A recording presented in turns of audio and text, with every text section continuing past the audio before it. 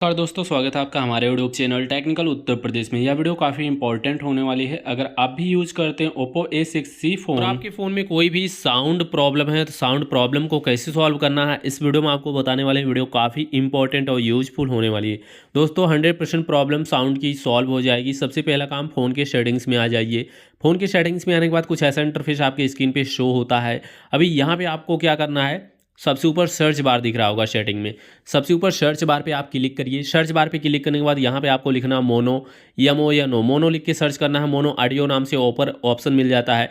Mono audio के option पे आप क्लिक कर दीजिए। मोनो ऑडियो के ऑप्शन पे क्लिक करने के बाद ये मोनो ऑडियो का ऑप्शन आपके फ़ोन में बंद होगा तो आपको इसको ऑन कर देना है।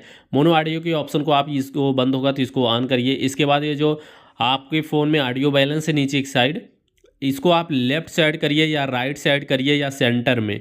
आप पहले कोई म्यूजिक चला के चेक कर लीजिए, लेफ्ट में, राइट में या सेंटर में, कहाँ पे करने पे इसको आपके फ़ोन में बेटर साउंड मिल रहा है वहीं पे करके इसको छोड़ दीजिए। साउंड प्रॉब्लम दोस्तों 100% सॉल्व हो जाएगी।